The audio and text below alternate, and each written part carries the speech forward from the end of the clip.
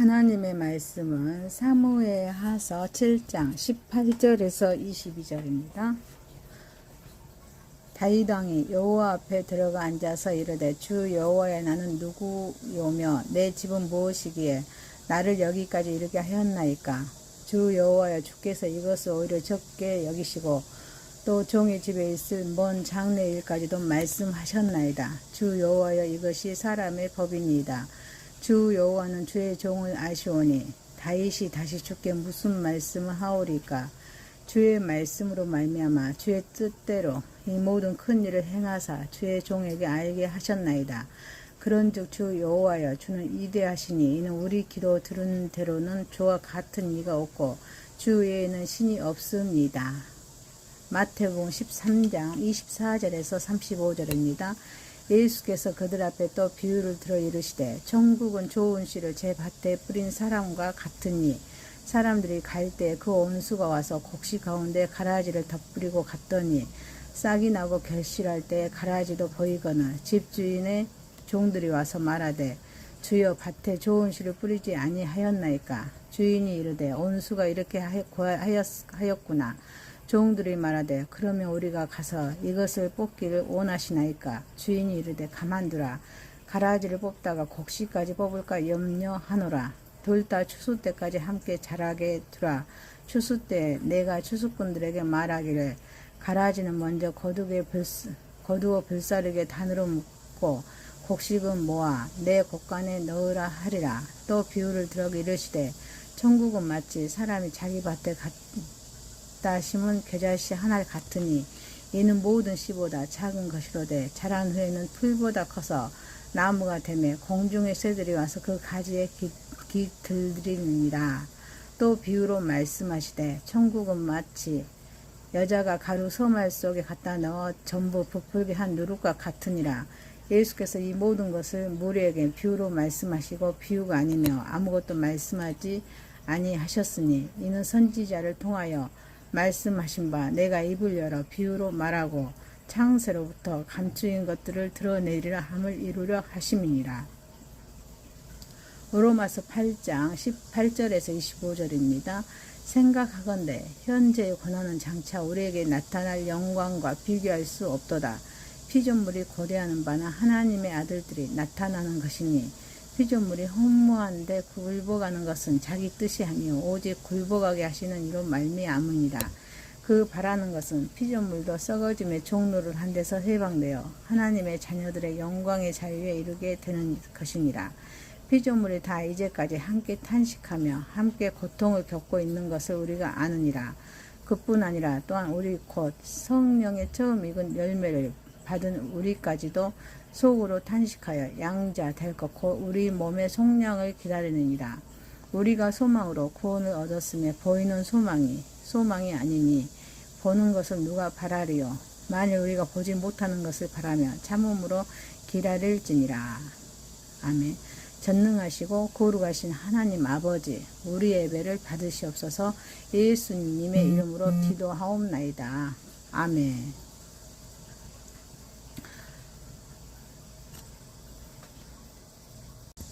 본문 말씀 사무엘하서 7장 18절에서 22절, 마태복음 13장 24절에서 35절, 로마서 8장 18절에서 25절 말씀으로 그리스도를 기다리는 신앙이란 제목으로 오늘 받고자 하겠습니다. 첫 번째, 그리스도를 기다리는 신앙은 감사와 기도의 믿음입니다.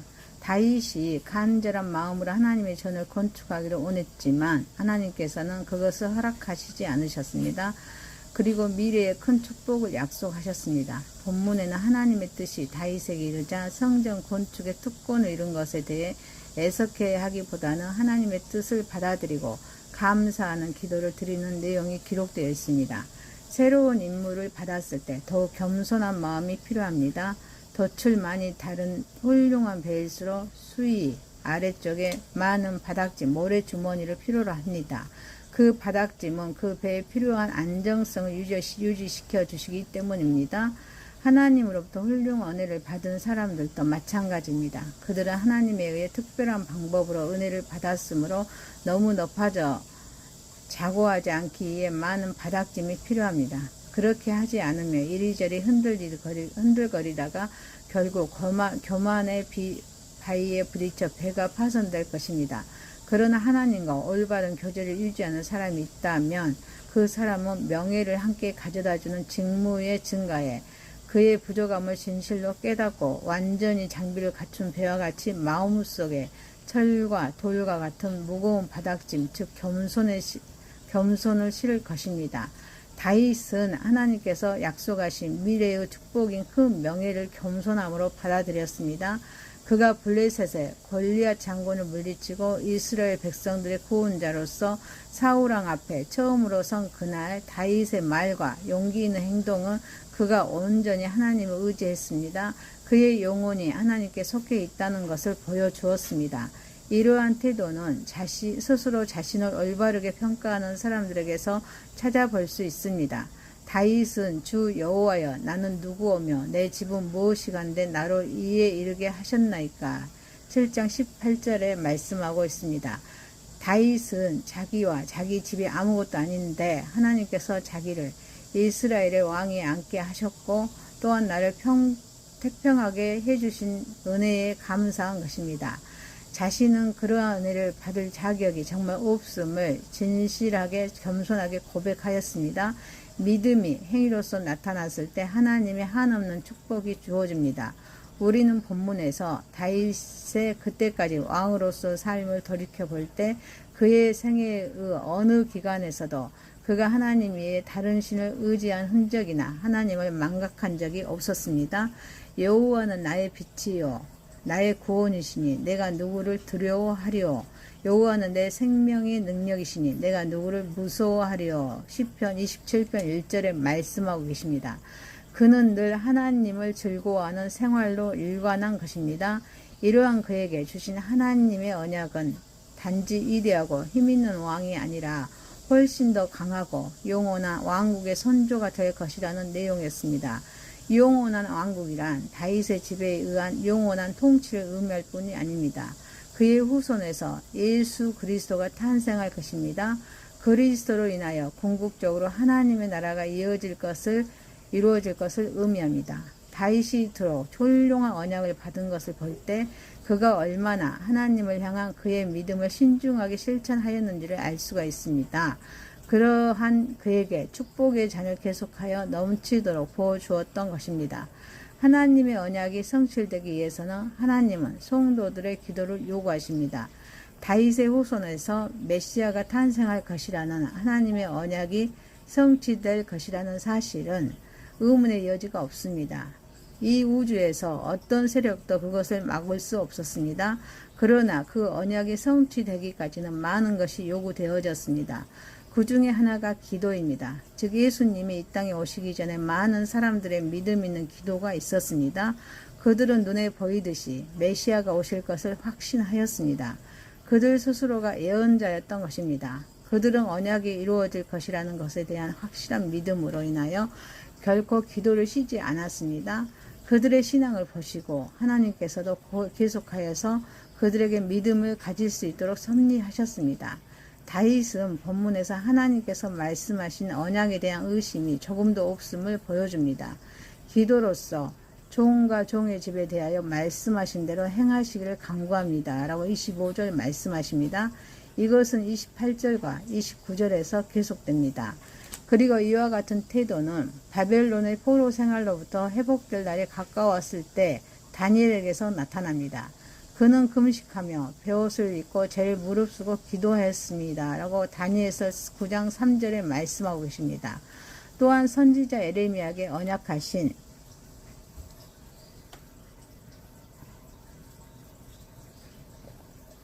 (70년이) 지나며 회복될 것을 굳게 믿고 지체치 마옵소서 나의 하나님이여 주 자신을 위하여 하시옵소서 라고 말씀하고 계십니다. 또 이것은 그가 하나님의 언약에 대한 믿음의 부족 때문이 아니고 오히려 매우 강한 믿음의 호소였습니다. 이것은 또한 신약성경 예수님 오신 이후의 말씀이 신약성경입니다. 신약성경에 바울에게서도 나타난다고 로마서 10장 1절 말씀하십니다. 형제들아 내 마음에 원하는 바와 하나님께 구하는 바는 이스라엘을 위함이니 곧 그들로 구원을 받게 함이라. 바울은 모든 이스라엘 즉 온 세계의 하나님이 택한 백성이 구원될 것이라는 것을 그때 확신하였던 것입니다. 하나님의 약속과 기도는 하나님의 섭리에 있어서 서로 떨어질 수 없습니다. 이것은 불변의 진리입니다. 따라서 우리는 하나님의 약속을 믿고 그리스도를 기다리는 신앙은 감사와 기도하는 기도로서 또 하나님께 영광 올려드리는 저와 여러분이 되시기를 소망합니다. 두 번째입니다. 그리스도를 기다리는 신앙은 작은 것에서부터 성장합니다. 먼저 작은 것이라도 심어야 합니다. 만일 사람이 심지도 않고 거둘 것을 기대한다면 그 얼마나 어리석은 생각이겠습니까? 구원을 계획하신 하나님께서는 사람이 심은 대로 거두게 하셨습니다. 적게 심은 자는 적게, 많이 심은 자는 많이 거두는 것입니다. 라고 고린도후서 9장 6절에 말씀하십니다. 그리고 아무것도 심지 않는 자는 분명히 아무것도 거두지 못합니다. 때문에 이대한 성장을 기대하는 사람은 그것이 비록 보잘것없는 작은 것, 미미한 것이라 할지라도 먼저 심고 보아야 합니다. 즉시 실행해야 합니다. 그것이 가장 확실하고 빠른 성장을 맞이하는 길입니다. 천국도 하루아침에 전 세계에 확장된다고는 하지 않으셨습니다. 겨자씨 하나같이 그 출발점은 작고 미미해서 눈에 띄지 않을 정도이지만 점차 온 세계를 점령해 나가고야 만다는 사실입니다. 작은 일을 소홀히 해서는 안 됩니다. 겨자씨는 정말 작은 것입니다. 그러나 그것이 자라며 말을 탄 사람의 머리보다도 높이 자라서 새들이 길들 정도로 크게 자랍니다. 작은 것이라고 결코 소홀히 여길 것이 아닙니다. 하나님은 작은 일을 소홀히 여기지 않는 자에게 큰 일도 맡기십니다. 그 주인이 이르되 잘하였도다. 착하고 충성된 종아, 네가 작은 일에 충성하였음에 내가 많은 것으로 내게 맡기리니 내 주인의 즐거움에 참여할지니라. 라고 마태복음 25장 21절에 말씀하고 계십니다. 그러나 작은 것을 소홀히 여긴 사람은 후회하게 됩니다. 왜 그렇습니까? 불행하게도 있는 곳조차 빼앗기고 버려짐을 당하여 끝내 슬피 우는 자가 되기 때문이라고 마태복음 25장 28절에서 30절 말씀하십니다. 그에게서 그 한 달란트를 빼앗아 10달란트 가진 자에게 주라. 무릇 있는 자는 받아 풍족하게 되고 없는 자는 그 있는 것까지 빼앗기리라. 이 무익한 종을 바깥 어두운 데로 내쫓으라.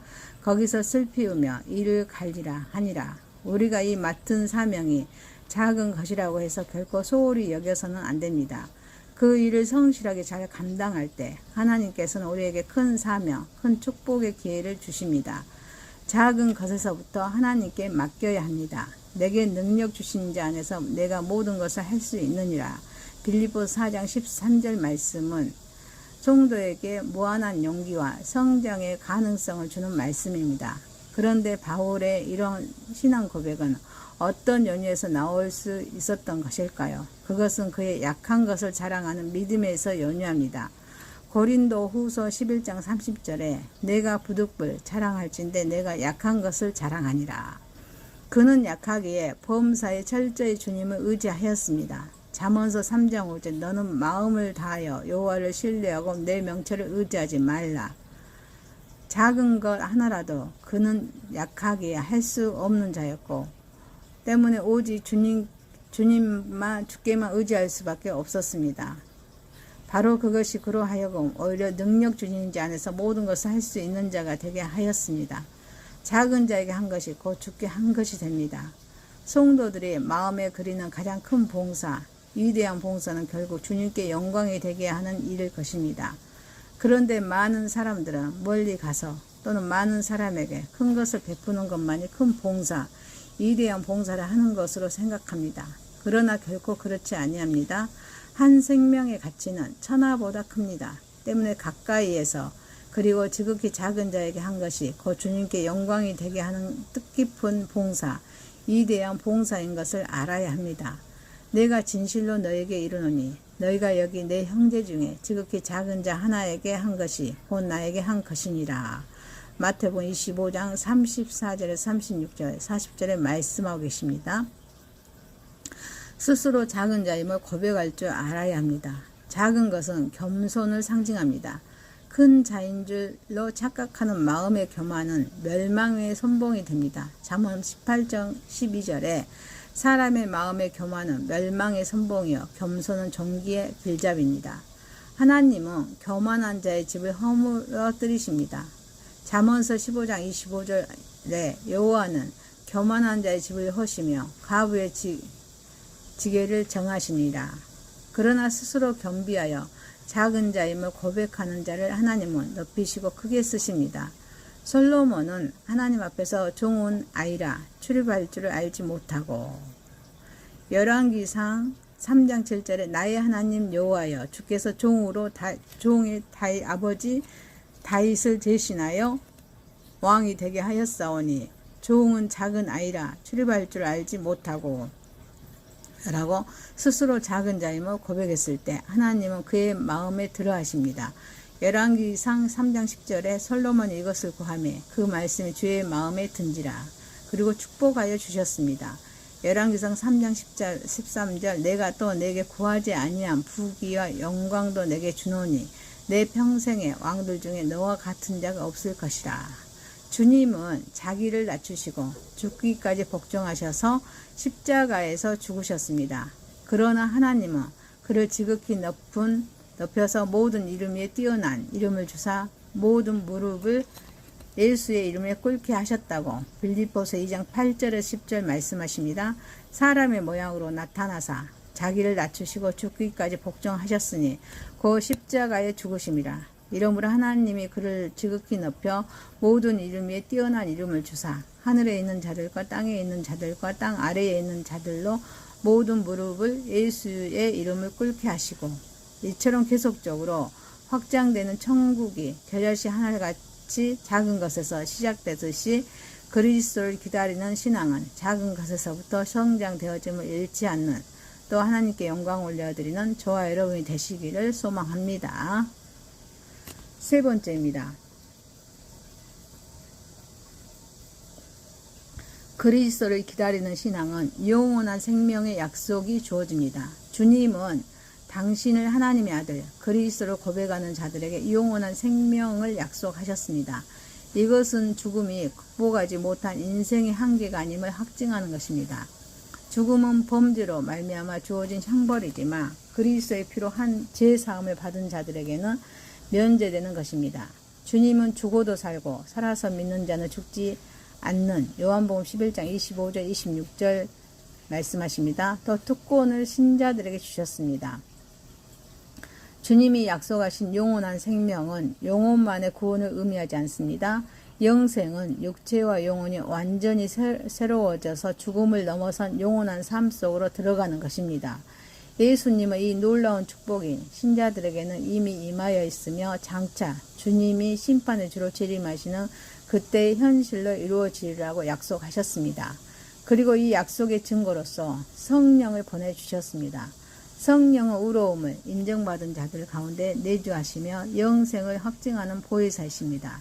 신자들은 성령을 받음으로써 보장된 미래를 소망하며 하나님의 신실하신 은혜를 항상 상기하게 됩니다. 뿐만 아닙니다. 구원받은 자로서 은혜에 합당한 삶을 살기 위한 힘을 얻게 됩니다. 현재는 인간의 한계를 경험하는 존재이지만 장차 예수 그리스도께서 임하시는 그날에는 온전한 존재로 구속될 것을 믿기에 말할 수 없는 탄식과 고통 가운데서도 흔들리지 않는 것입니다. 주님의 재림은 두 가지 의미를 지닙니다. 믿지 않는 자들에게는 재림은 심판을 통한 영원한 파멸을 뜻합니다. 성령을 통해 의로움을 인침받은 자들에게는 영원한 해방과 구속을 의미합니다. 인간의 연약한 성정을 헤아리신 우리 주님은 성령을 보내서 구속을 확증케 하셨습니다. 그러나 이것은 성령의 처음 익은 열매일 뿐 아닙니다. 구속 전체를 의미하는 것은 아닙니다. 그리스도께서 재림하시는 날에야 인간은 하나님의 자녀로서 온전히 생명을 얻게 되는 것입니다. 그날이 이르기까지 육정과 성령의 갈등은 계속됩니다. 갈라디아서 5장 16, 17절입니다. 내가 이르노니 너희는 성령을 따라 행하라. 그리하면 육체의 욕심을 이루지 아니하리라. 육체의 소욕은 성령을 거스리고 성령은 육체를 거스르나니 이 둘이 서로 대적하므로 너희가 원하는 것을 하지 못하게 하려 함이니라. 따라서 신자들은 번뇌와 탄식 가운데서도 그리스도의 재림을 애타게 기다려야 합니다. 신앙의 신실함을 지키기 위해서 끝까지 몸부림치면서 그리스도를 기다리는 자는 기쁨으로 주를 맞이하면서 주님의 자녀로서 영생에 들어가는 특권을 누리게 되는 것입니다. 그리스도를 기다리는 신앙은 영원한 생명의 약속이 주어짐을 알고 또 하나님께 영광 올려드리는 저와 여러분이 되시기를 소망합니다. 사무엘서 7장 18절에서 22절, 마태복음 13장 24절에서 35절, 로마서 8장 18절에서 25절 말씀으로 그리스도를 기다리는 신앙이란 제목이었습니다. 첫 번째, 그리스도를 기다리는 신앙은 감사 기도의 열매 믿음입니다. 그리스도를 기다리는 신앙은 작은 것에서부터 성장합니다. 그리스도를 기다리는 신앙은 영원한 생명의 약속이 주어집니다. 전능하시고 거룩하신 하나님 아버지, 하나님의 약속을 믿고 그리스도를 기다리는 신앙으로 감사와 기도하는 삶을 살아가게 하옵소서. 계속적으로 확장되는 천국이 겨자씨 하나같이 작은 것에서 시작되듯이 그리스도를 기다리는 신앙은 작은 것에서부터 성장되어짐을 잃지 않게 하옵소서. 신앙의 신실함을 지키기 위해서 끝까지 몸부림치면서 그리스도를 기다리는 기쁨으로 주님을 맞이하면서 주님의 자녀로서 영생에 들어가는 특권을 누리게 되는 삶을 살아가게 하옵소서. 그리스도를 기다리는 신앙으로 승리하게 하옵소서. 예수님의 이름으로 기도하옵나이다. 아멘. 하나님의 말씀은 사무엘하서 7장 18절에서 22절입니다. 다윗 왕이 여호와 앞에 들어가 앉아서 이르되 주 여호와여 나는 누구요며 내 집은 무엇이기에 나를 여기까지 이르게 하였나이까. 주 여호와여 주께서 이것을 오히려 적게 여기시고 또 종의 집에 있을 먼 장래 일까지도 말씀하셨나이다. 주 여호와여 이것이 사람의 법이니이다. 주 여호와는 주의 종을 아시오니 다윗이 다시 주께 무슨 말씀을 하오리까. 주의 말씀으로 말미암아 주의 뜻대로 이 모든 큰 일을 행하사 주의 종에게 알게 하셨나이다. 그런즉 주 여호와여 주는 위대하시니 이는 우리 기도 들은 대로는 주와 같은 이가 없고 주 외에는 신이 없습니다. 마태복음 13장 24절에서 35절입니다.